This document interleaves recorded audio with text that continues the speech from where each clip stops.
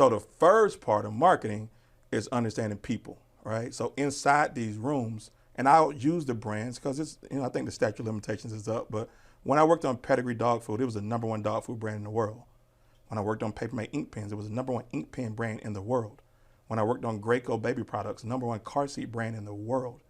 #1 acts different than #2 and #3, right? You ain't trying to be derailed. You do not want to be the person who slips into #2. You don't want that on your watch.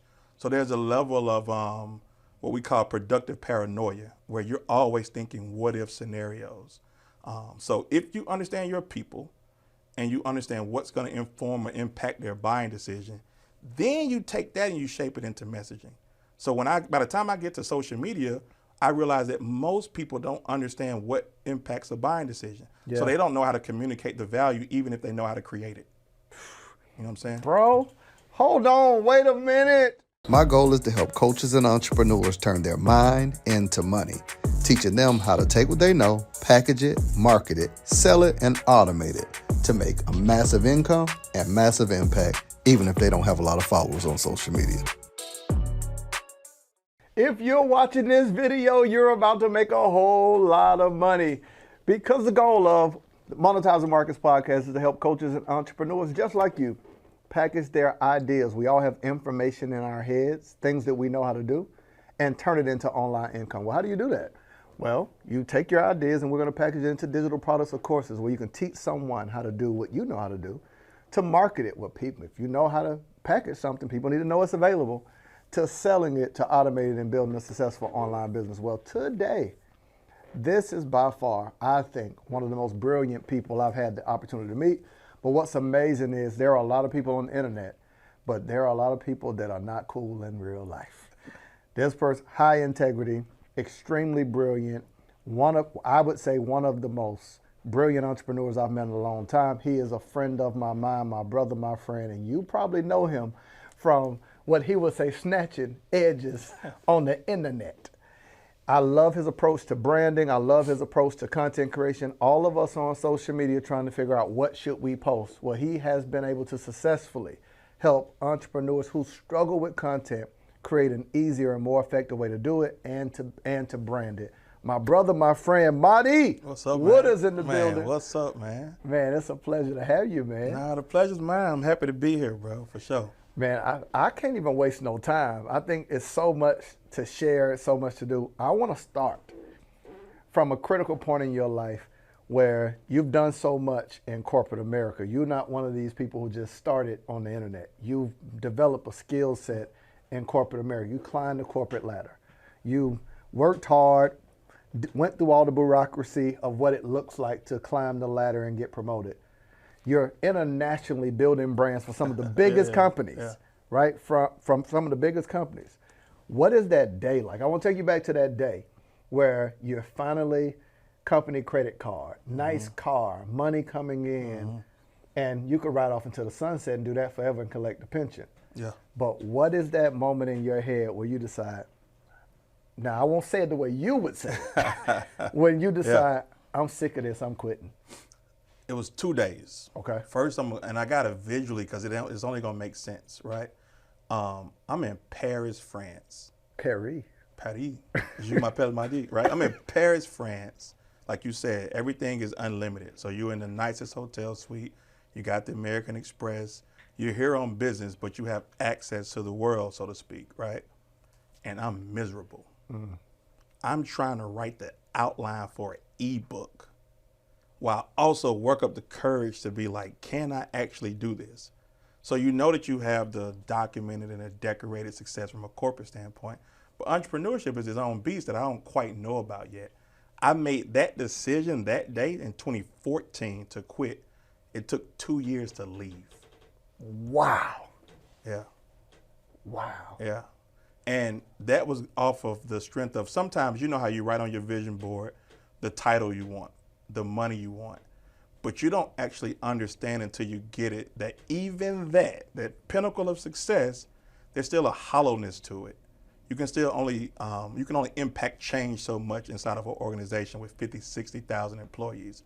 So after I got the fancy title and after I got all the money and all the bonuses and realized this is like a never ending sort of wheel to run on. And I knew if I wanted the life I've been dreaming about, I was going to have to build it myself. But yeah, that process from thinking about it, making a decision, and doing it, it took 2 years. 2 years. So how did you get into the space of branding and things of that nature? Because many don't understand you didn't just land on, as you would word it, on a 200,000 follower mountain. Yeah. You didn't just stumble on and roll the dice and figure out what to say. Yeah. What was that journey like? Long before you decided to quit, like what's the journey to even get into that space? Yeah.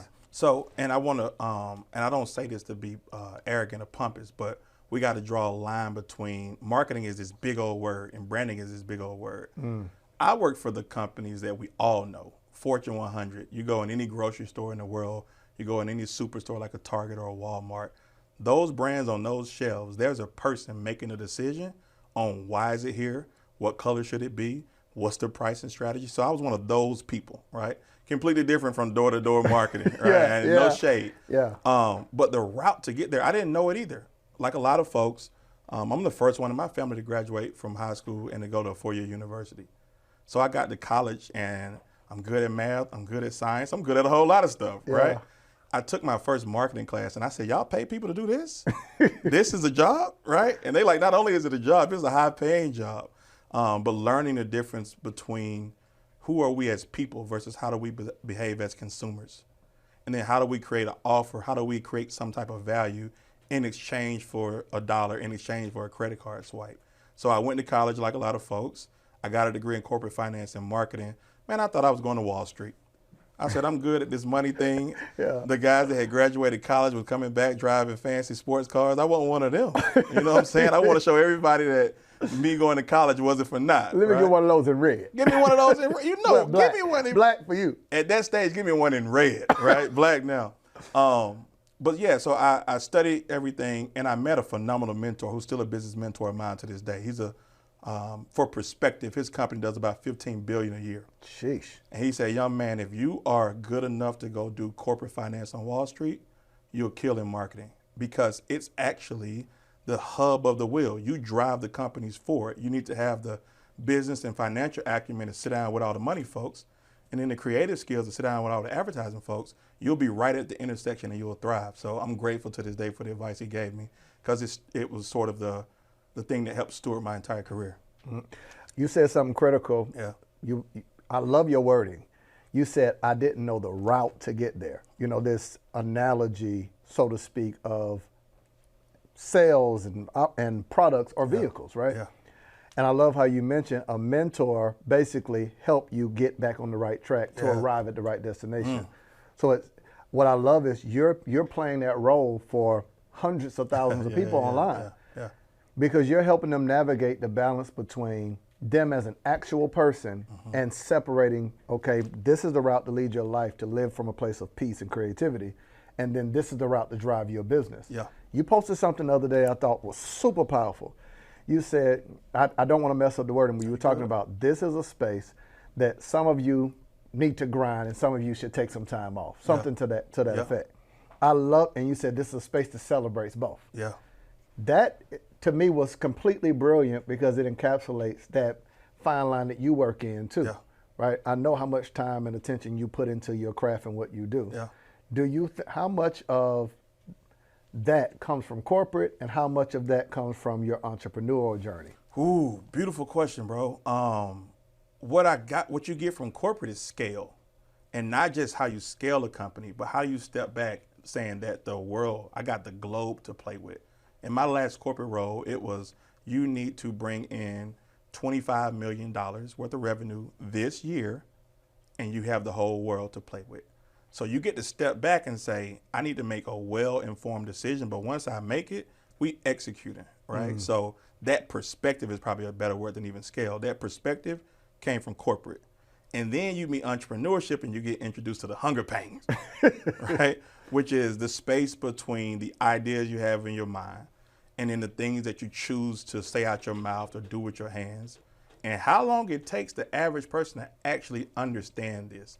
If you can't close that gap, you're gonna use all of your money, all of your resources, all of your credit, and you'll end up trying to figure this whole thing out, trying to navigate it. So now I got perspective and discipline from corporate. I've got humility for entrepreneurship. Now I really can say, this is why I say some of y'all need to grind, while some of you all need to really be able to sit back and take your time, and both spaces are welcome. Speed is important, but tempo is more important. Ooh. Right? Tempo for me is being able to speed it up, slow it down over a piece of time. And I've been the person that worked super hard all the way and work yourself into the ground. I've been the person that chilled too long and didn't make enough money. And so that's why that balance is necessary. We've got to pause right there because I'm in the giving mood. I decided to offer you a free gift, absolutely free. Now, I tell you all the time about turning your ideas into online income, but how am I going to tell you to do something and not provide the resource for it? There's so many questions that people have online about what should I post? How do I get my engagement up? How do I get people to click the link in my bio, buy from me? What should I sell, whether it's an ebook, an online course? How much should I charge? How do I launch? How do I do a webinar? You see what I'm saying? So I decided to create a free training and give it to you that you can utilize to learn how to literally take the services that you do or the ideas you have and build a successful online company. Go to www.monetizingmarkets.com, my gift to you. You're welcome. Man, you mentioned company credit card, the thoughts that goes into, I want to make sure we highlight it. You were talking some of the major companies. We're not talking about small business owners. We're talking about companies that's been around and on our shelves, in our refrigerator, at our stores for years. Yeah. You're talking about the decision that goes into how does a Walmart decide this product gets prime real estate. So stores have real estate, right? Absolutely. So when you're talking about oceanfront, that's prime real estate. Downtown, where in a store, there's placement of prime real estate and you're part of the decision making of what side of the packaging, the placement, all of those things. Absolutely. For somebody who's unaware of that space, that never gets involved in those conversations, take us into like some of the decisions of that perspective that high up. First thing you got to understand, right? I'm going to bring it in close and then we're going to zoom out. Eye level is buy level. When you walk in a store, if you want to figure out who are the market leaders, just walk and look to your left and to your right. Whatever's at your eye level, those are going to be the top selling items in every grocery store. Wow. Right? Central real estate. And then if you see something at the top right or the bottom left, that's not prime because I got to squat down or I got to get on my tippy toes. So for the most part, even within sort of a shelf, the center of it is even more important. But before you get there, and this is also at the center of entrepreneurship, you got to understand people. You have to understand what is it that we want, what is it that we need, and then what are we willing to actually buy. If you ask a person, if I build this, will you buy it? They're going to say, yeah. Oh, yeah. A car that fly? For sure. Right? My house on water? I love it. And then you go make it and they don't buy it because there's a space between something that I desire versus something that I'm willing to use my hard-earned money to purchase. So the first part of marketing is understanding people, right? So inside these rooms, and I'll use the brands because it's, I think the statute of limitations is up, but when I worked on Pedigree Dog Food, it was the #1 dog food brand in the world. When I worked on Paper Mate ink pens, it was the #1 ink pen brand in the world. When I worked on Graco baby products, #1 car seat brand in the world. #1 acts different than #2 and #3, right? You ain't trying to be derailed. You do not want to be the person who slips into #2. You don't want that on your watch. So there's a level of what we call productive paranoia, where you're always thinking what if scenarios. So if you understand your people and you understand what's going to inform or impact their buying decision, then you take that and you shape it into messaging. So by the time I get to social media, I realize that most people don't understand what impacts a buying decision. So they don't know how to communicate the value, even if they know how to create it. You know what I'm saying? Bro, hold on, wait a minute. Hey, to those who are listening, just take a breath. This is what it's like to talk with him. I know your mind is like, this is why when I started, I said one of the most brilliant minds, because it has to be tormenting to you. No, I'm serious. It has to be tormenting to you to try to bring all of this intellect, all of this marketing, branding, messaging, high-level business constructs to your everyday people to say, so what about my ebook? Yeah. Who's thinking outcome driven and you're thinking of all those different things. Yeah. How tormenting was that transition to move into entrepreneurship and you realize, oh, y'all don't care? I'll be real. It took me 2 years to uncorporatize and understand where we were at on the entrepreneurial small business level, right? Because I just came from a different world. So I'll give you like a real life example. Let's say you create a device that we can use to help us lose weight, right? Mm-hmm. And the device works. It helps me do crunches more effectively or more efficiently, right? Most people think that the way you sell that thing is to show it and then demonstrate it, right? They don't understand why people want to lose weight. Some people want to lose weight because they actually want their vitals to be healthier. So for those people, you got to talk about blood pressure, cholesterol, the risk of all the other ailments and illnesses. For other people, they just want to look good without no clothes on. Yeah. If you mix up those people, you'll be saying, hey, this helps you get your cholesterol in order. And it won't resonate. They like, I'm about to go to the beach for summertime. I want to look good. Yeah. But you wouldn't know what percentage of people live in what bucket unless you do the research. So now I've created something that works. It's meeting a need, but I'm saying it the wrong way. You know what I mean? You talking. So it took me a while. I had to practice what I preach, talk to more people. The reason I'm a fan of one-on-ones ain't for the revenue. I'm a fan of one-on-ones because they're qualitative research. I get to sit with you on the phone for 30 minutes or 45 minutes, understand your emotional state. Most folks walk into entrepreneurship burned out, looking for a scratch off, hoping and prayer. This is my last hope. Here's all my money. I hope this thing works. I got $17 left. A certain level of desperation even. So now I got to work on my empathy muscle because if I don't have the empathy, me talking to you about cholesterol or looking good, that won't matter. It won't land. So I had to understand humans differently. And then it's easier to modify my language once I know how you're approaching the situation and what got you into what you're doing. Mm. Man, I'm trying to date back of when I've known you for some years. Years. Right, so I remember apparel, been broke before. Mm-hmm, mm-hmm. It was everywhere you can think of. Yeah. So we've talked about, what it looked like when you were in corporate America, but we've got to dig into this entrepreneur journey of you built a widely successful, well-known brand, been broke before. Yeah. How did that come to be? Yeah. Walk me through that process. So important because I didn't set out to be the person with 200,000 followers who was well-known places. I just wanted a chance to do my best work and really get the due credit for it. Yeah. Part of sitting inside of these larger companies that your ideas get absorbed by your manager, they get absorbed by the higher ups, and you don't really get the credit that you deserve. You sure don't get the compensation, even though I was highly compensated. Yeah. Completely different in the free market, right? So as I walked into entrepreneurship, one of my good friends, what's up, Deshaun? That's my brother. What's up, man? He said, let's sit down, let's talk. He was the only person I knew that was up when I was up and was working when I was working. And we were friends growing up, but we had never did business together. So we sat down over lunch and said, what are all the ideas that you have that require a team? And what are the ideas that I have that require a team? And to situate this in time, this is 2015. And he had a concept for a brand called Been Broke Before. And he's like, I want to be able to tell the story of people who done struggled that ain't struggling no more. And I say, man, let me put on my little hat, right? Let me put my marketing hat on. There's your most successful brands tap into historical narratives and stories. I said, it ain't about the words being broke before. It's about the rags to riches story of America. It's about the rags to riches story that we all fell in love with.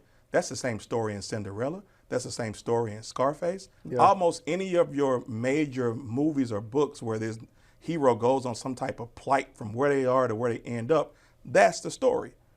But let's not make us the hero.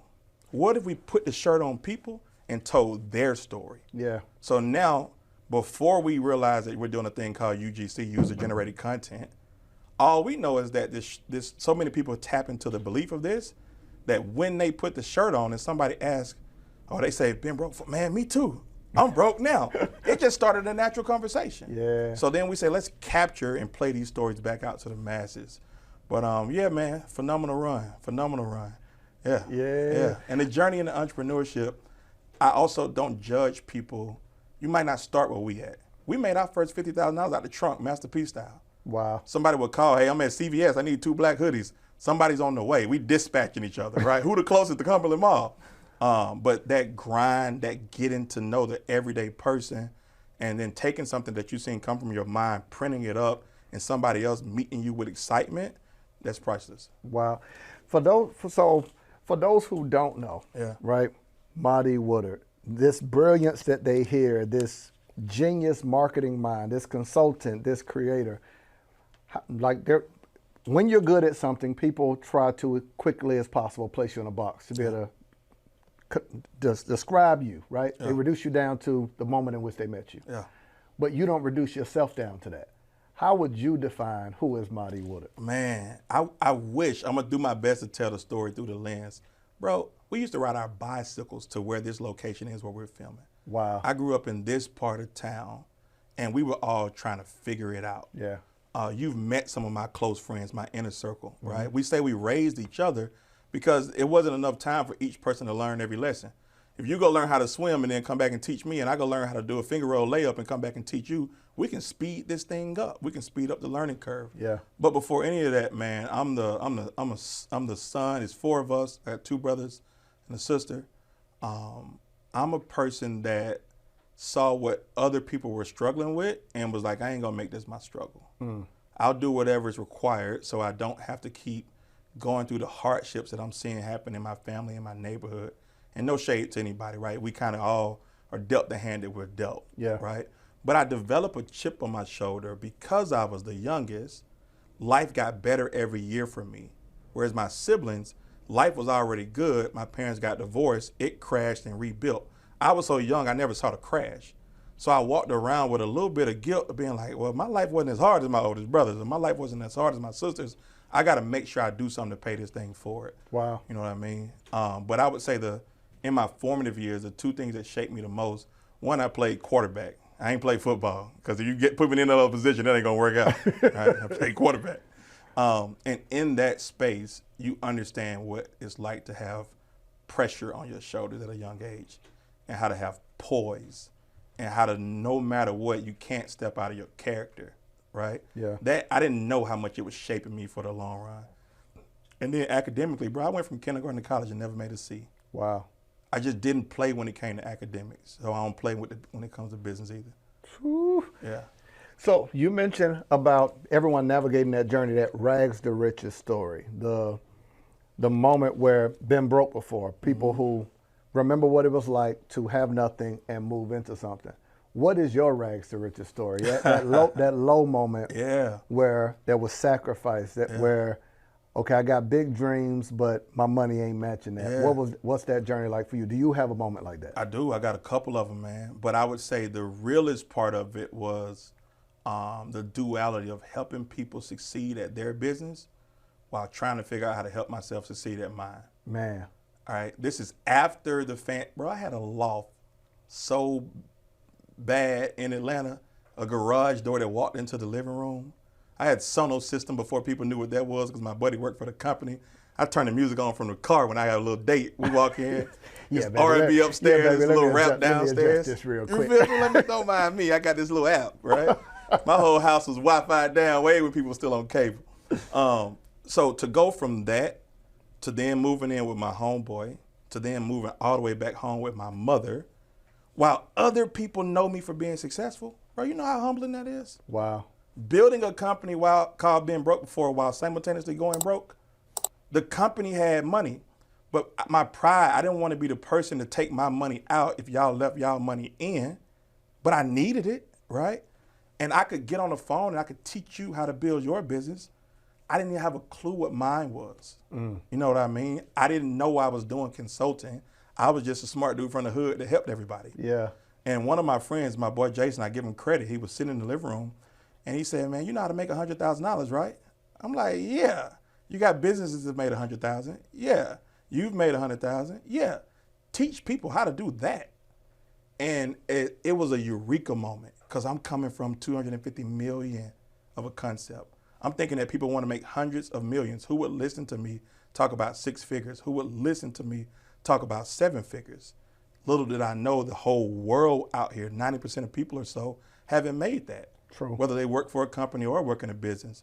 And so I brought my focus back to the everyday person and started teaching from that level and building up. Because you put together something amazing, like when you're talking about people who want to hit that six-figure mark. Yeah. So I want to go into 100K campaign. Yeah. And the origins of that and the movement behind that. So talk more about what is the 100K campaign? Yeah. Like, how did that come to be? So that conversation gave birth to it, right, with a buddy of mine. And then at the time, my business partner, we were running a marketing agency, and we had got our rhythm, right? So we got clients coming in. I'm over here, he's over there. We're designing website, logo, business strategy, you name it. And we're starting to have these conversations about education at a bigger level. I love working with clients, but I love even more seeing a person have that breakthrough. Mm-hmm. The clients I'm working with, right, they already doing well. What about that person who got $1,500 in a dream? What about that person who has $10,000 in a plan? They just need a little course correcting, right? Yeah. And so 100K campaign was birthed out of that in mind. And then we said, let's just build a company in real time. We already got an agency that's making six figures. We're going to build a whole new company, and we're going to teach you all in real time what we're doing. We're going to model the tactics and the strategies, and then you follow behind us on a 1 week to 2 week lag, right? The most couple things, but one of the dopest things was when one of the students sent me a screenshot with $100,000 in his bank account. Yeah. And it made it all real, right? And he talked about, I remember going to my job thinking like I'm never going to be able to leave this. And now I'm making multiple six figures. Like, bro, you changed, you made me believe in something that was possible that I didn't know was possible. So in short, it's an educational platform to teach people what's required, what information do you need to know while you're building up to your first $100,000 a year.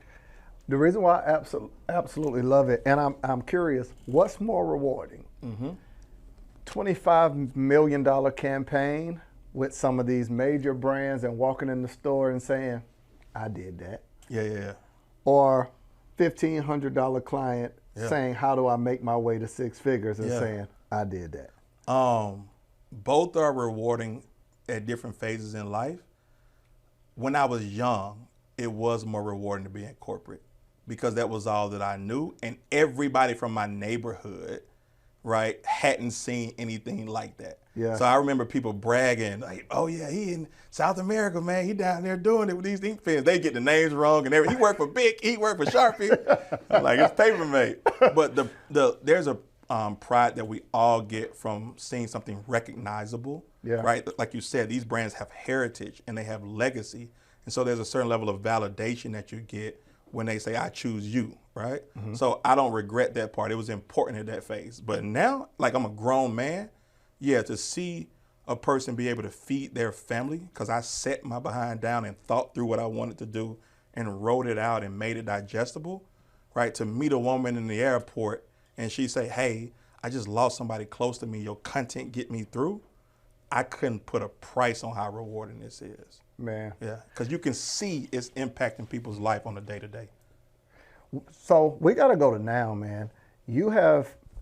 I've watched you build up, delete. Yeah. I've watched the quotes.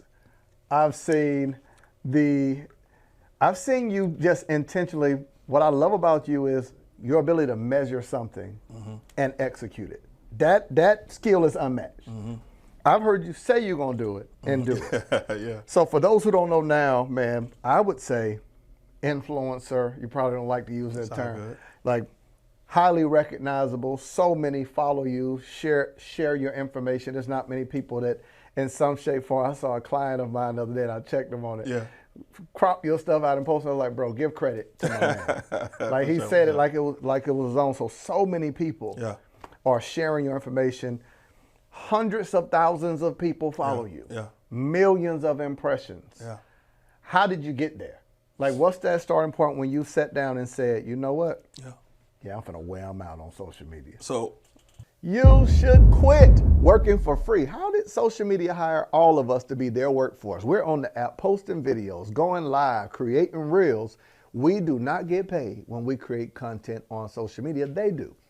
by selling our content to advertisers. But how do you actually build an online business using social media? I want to break it down for you and give you access to it. There's 5 simple steps. I'll tell it to you in a few seconds. Step number 1 is client attraction. I'm going to show you how to actually attract clients that will happily pay you what you're offering. Step number 2, how to capture them. How do you get their emails? How do you get their phone numbers? How do you get them to show up to your event?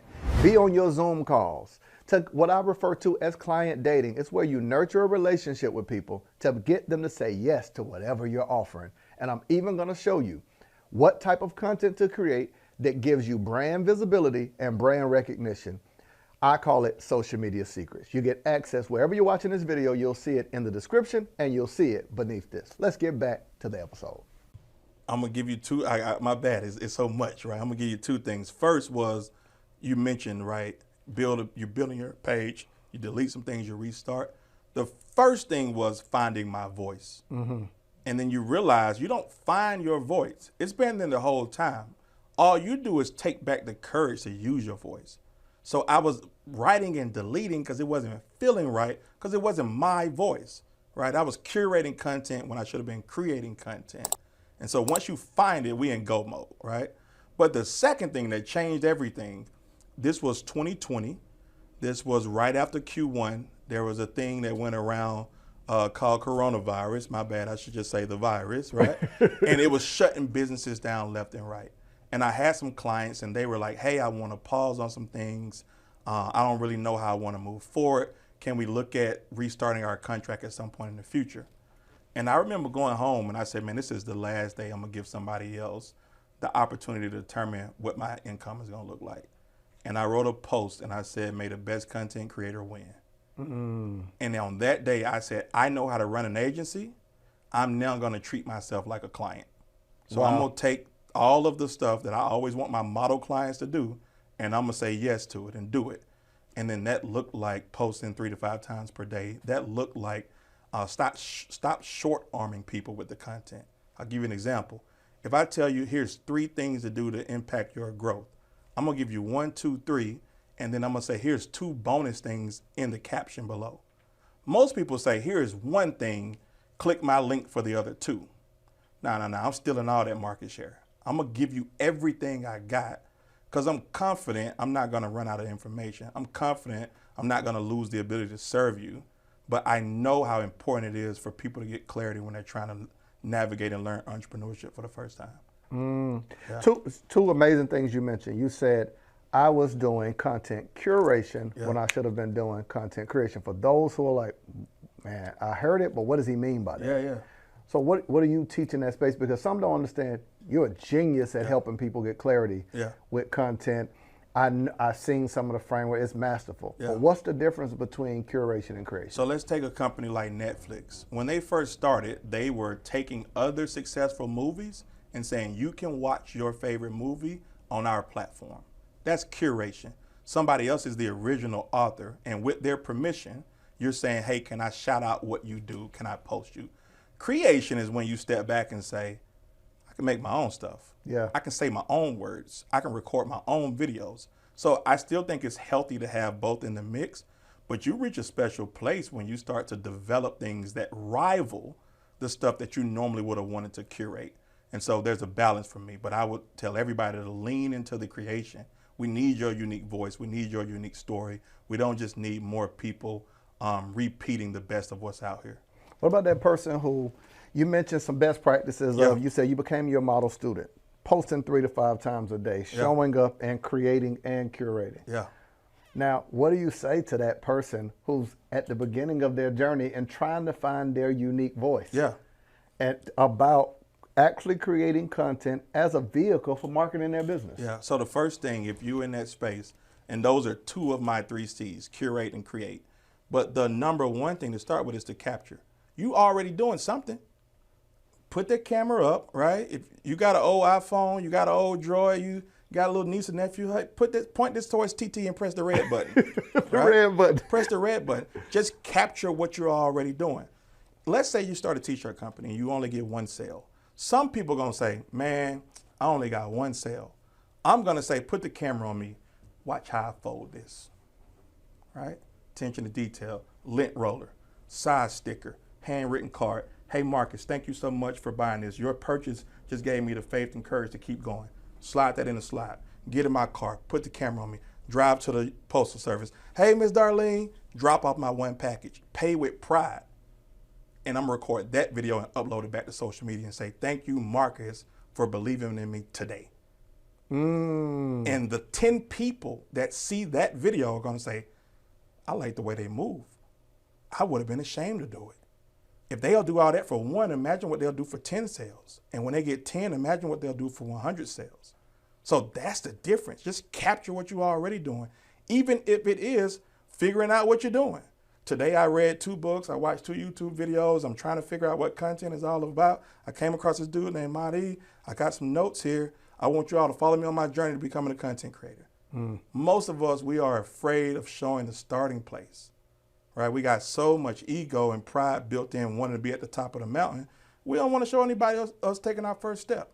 I built my audience off of being able to fail in front of people and keep going. Wow. So it's 2 sides we got to go. We got to give people some strategy as it relates to content creation, but I can't ignore, I built my audience off letting people see the starting point and not being afraid to fail. Yeah. How'd you develop that? Look, that's a superpower. Yeah. So some of those same formative stories, and I know we all grew up however we grew up, but some of that same stuff that you learn from sports, get back up. Dust it off, right? Are you really hurt? Yeah. Are you injured or are you hurt? Right? If you're injured, get off the field. But if you're hurt, get on back out there, right? But you have to understand, like, if we're blessed to live a long sort of life, you got to have a short memory about some of this stuff. Yeah. The crowd isn't as loud as you think they are. There are more people actually rooting for you than there are people booing you. We just be paying attention to the people that's booing. Wow. We skip right over the person that puts the fire emoji in our comments when we should reply, thank you so much for taking the time to read it. I got some additional thoughts. You mind if I DM you about them? And so I started building relationships. On my route to the first 10,000 followers, I would post and block out an hour and reply to every comment. With, I say, match their energy or exceed them. If they write 3 words, you write back 4. If they write an emoji, you write an emoji and some words. You know what I mean? Yeah.